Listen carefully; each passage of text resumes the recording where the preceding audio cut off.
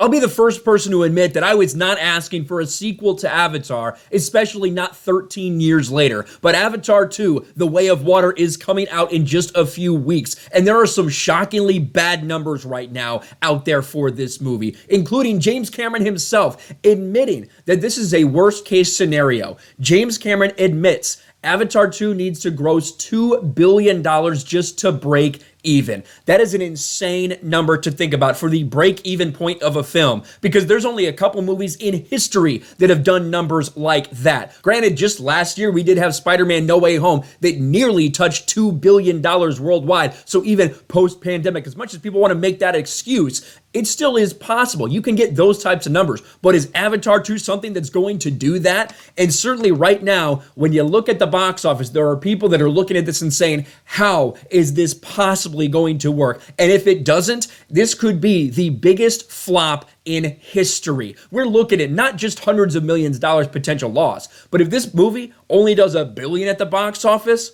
we're talking about $1 billion loss for Avatar 2, and that would be absolutely insane. Avatar: The Way of Water opening box office tracking less than Black Panther: Wakanda Forever. With those numbers, how is it supposed to outperform both Star Wars and Spider-Man? This is on Cosmic Book News. More potential bad news for Disney's Avatar: The Way of Water, as the flick's box office opening is tracking less than the opening of Black Panther: Wakanda Forever. And as we talked about, a lot of people expected Black Panther 2. They were predicting it would outpace the first Black Panther. They were predicting it to outpace Multiverse of Madness. It did not. Now, at this point in time, domestic tracking's pretty similar to what we saw for Multiverse of Madness. International numbers, not even close for Black Panther: Wakanda Forever. It's just not performing as well internationally as we knew it wouldn't the entire time. The early estimates are offering Avatar: The Way of Water may open to $150 million domestically when it debuts in December, with the higher $175 million number possible. Black Panther: Wakanda Forever opened to $181 million. And I will also say this for Avatar.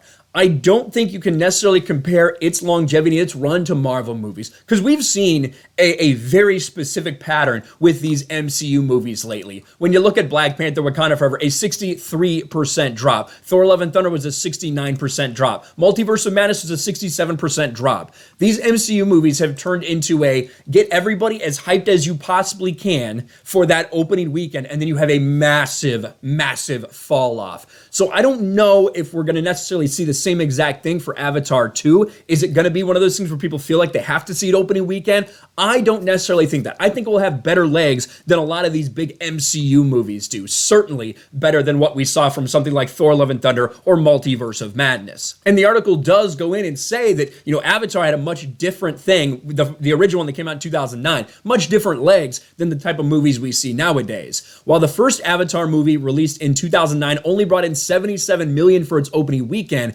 that was a much different time, and Avatar was something new. That movie had massive legs and a massive international box office. Its domestic run ended with just short of $750 million, with its foreign gross at a massive $1.993 billion. And it's true, that first Avatar movie, let's look at it here. You can see opening weekend was 77. It only had a 2% drop. That is insane to think about nowadays. But it's not like it's crazy that we've had low drop-offs in recent memory. Think about something that happened this spring and summer, Top Gun Maverick. What was that? We have May 27th opening weekend at $126 million, less than what Avatar 2 is supposed to make, and then only a 29% drop-off. So we have seen things like this. It's not like it's crazy, but it has to be a good movie. It has to be entertaining. It has to draw people in.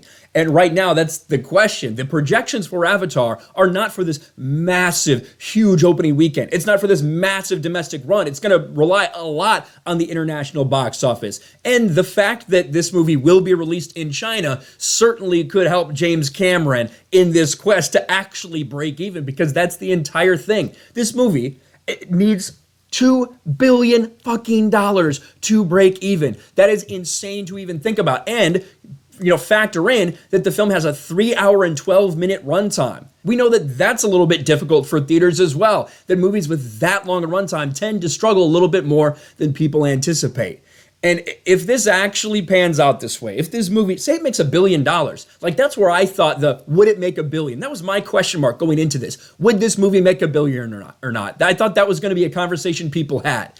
Right now, if it makes $1 billion, it'll lose $1 billion. That is absolutely insane to think about. I think it's going to be crazy if this movie actually does get to $2 billion. We saw Spider-Man No Way Home get really close, so it's not like it's out of the picture. It's not like it can't happen. It certainly can. But is Avatar 2, is that what people are hungry for? At the end of the day, it has to be a great movie. That's what we've seen. When Hollywood does put out actual good movies, something like a Top Gun Maverick, it can be massively financially successful. So a lot is riding on this for James Cameron. Could be the worst flop in the history of Hollywood. Let me know your thoughts about this in the comment section below. Smash a like button, subscribe to the channel, ring the bell for notifications, share this video out there, and I'll talk to you later.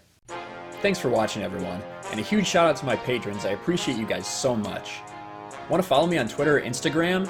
Check out the description below. You'll find links to my P.O. box and my Patreon as well. And I'll talk to you guys later.